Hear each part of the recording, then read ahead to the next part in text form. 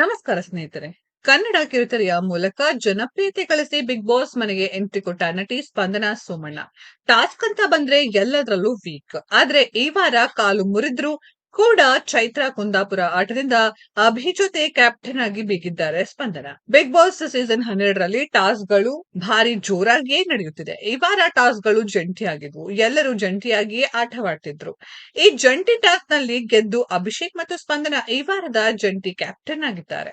ನಿನ್ನೆಯ ಟಾಸ್ಕ್ ಹೇಗಿತ್ತು? ಮೊದಲ ಟಾಸ್ಕ್ ನಲ್ಲಿ ಅತಿ ಕಡಿಮೆ ಬಾಲ್ ಕಲೆಕ್ಟ್ ಮಾಡಿ ಗಿಲ್ಲಿ ಮತ್ತು ಕಾವ್ಯ ಕ್ಯಾಪ್ಟನ್ಸಿ ಟಾಸ್ಕ್ ನಿಂದ ಹೊರಬಿದ್ರು. ಮಾಳು ನಿಪುಣಾಳ, ರಕ್ಷಿತಾ ಶೆಟ್ಟಿ, ರಘು ಅಶ್ವಿನಿ ಗೌಡ, ಅಭಿಷೇಕ್, ಸ್ಪಂದನ ಸೋಮಣ್ಣ ಕ್ಯಾಪ್ಟನ್ಸಿ ಟಾಸ್ಕ್ ನಲ್ಲಿ ಭಾಗವಹಿಸಿದ್ರು.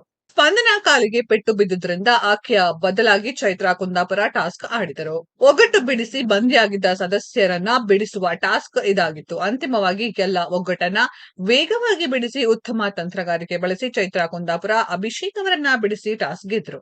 ಈ ಮೂಲಕ ಅಭಿಷೇಕ್, ಸ್ಪಂದನ ಸೋಮಣ್ಣ ಬಿಗ್ ಬಾಸ್ ಮನೆಯ ಮೊದಲ ಜಂಟಿ ಕ್ಯಾಪ್ಟನ್ ಆದ್ರು. ಅಂದಹಾಗೆ ಅಭಿಷೇಕ್ ಇದೀಗ 2ನೇ ಬಾರಿಗೆ ಮನೆಯ ಕ್ಯಾಪ್ಟನ್ ಆಗಿದ್ದಾರೆ. ಸ್ಪಂದನ ಸೋಮಣ್ಣ ಈ ಸೀಸನ್ ನ ಮೊದಲ ಮಹಿಳಾ ಕ್ಯಾಪ್ಟನ್ ಆಗಿರುವುದು ವಿಶೇಷವಾಗಿದೆ. ಜಂಟಿಗಳ ಕಾಲಿಗೆ ಹಗ್ಗ ಕಟ್ಟಿ ಬಾಲ್ ಕಸೆಯುವ ಸ್ಪರ್ಧೆಯಲ್ಲಿ ಸ್ಪಂದನ ಎಡವಿ ಕೆಳಗೆ ಬಿದ್ದಿದ್ದಾರೆ.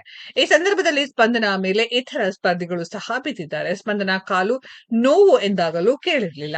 ನಂತರ ಸ್ಪಂದನಾರನ್ನ ಆಸ್ಪತ್ರೆಗೆ ಸೇರಿಸಲಾಯಿತು. ಆಕೆಗೆ ಕಾಲಿನ ಮೂಳೆ ಮುರಿತವಾಗಿದೆ. ಹಾಗಾಗಿ ಸ್ಪಂದನ ಬದಲು ಚೈತ್ರ ಆಡಿದ್ರು. ಯಾವುದೇ ಟಾಸ್ಕ್ ಗೆಲ್ಲದೆ ಕ್ಯಾಪ್ಟನ್ ಆಗಿರುವ ಸ್ಪಂದನ ಸೋಷಿಯಲ್ ಮೀಡಿಯಾದಲ್ಲಿ ಟ್ರೋಲ್ ಆಗ್ತಿದ್ದಾರೆ. ಉಳಿದ ಸ್ಪರ್ಧಿಗಳಿಗೆ ಹೋಲಿಕೆ ಮಾಡಿದ್ರೆ ಸ್ಪಂದನ ತುಂಬಾನೇ ಸಾಫ್ಟ್ ನೇಚರ್ ಹಾಗೂ ಟಾಸ್ಕ್ ಗಳನ್ನ ಉತ್ತಮ ಪ್ರದರ್ಶನ ನೀಡಿಯೇ ಇಲ್ಲ. ಅದರಲ್ಲೂ ಈ ವಾರ ಕಾಲು ಮುರಿದು ಆಟವೂ ಆಡದೆ ಇದೀಗ ಸುಲಭವಾಗಿ ಕ್ಯಾಪ್ಟನ್ ಆಗಿರುವುದಕ್ಕೆ ಜನ ಟ್ರೋಲ್ ಮಾಡ್ತಿದ್ದಾರೆ. ಸ್ನೇಹಿತರೆ, ಇದರ ಬಗ್ಗೆ ನಿಮ್ಮ ಅನಿಸಿಕೆಯನ್ನ ಕಮೆಂಟ್ ಬಾಕ್ಸ್ ಅಲ್ಲಿ ಕಮೆಂಟ್ ಮಾಡಿ. ಈ ವಿಡಿಯೋ ಇಷ್ಟ ಆಗಿದ್ರೆ ಲೈಕ್ ಮಾಡಿ, ಶೇರ್ ಮಾಡಿ, ಚಾನೆಲ್ ನ ಸಬ್ಸ್ಕ್ರೈಬ್ ಮಾಡಿ, ಪಕ್ಕದಲ್ಲಿ ಇರೋ ಬೆಲ್ ಐಕಾನ್ ನ ಹಿಟ್ ಮಾಡಿ. ಮುಂದಿನ ವಿಡಿಯೋದಲ್ಲಿ ಭೇಟಿಯಾಗೋಣ. ಧನ್ಯವಾದಗಳು.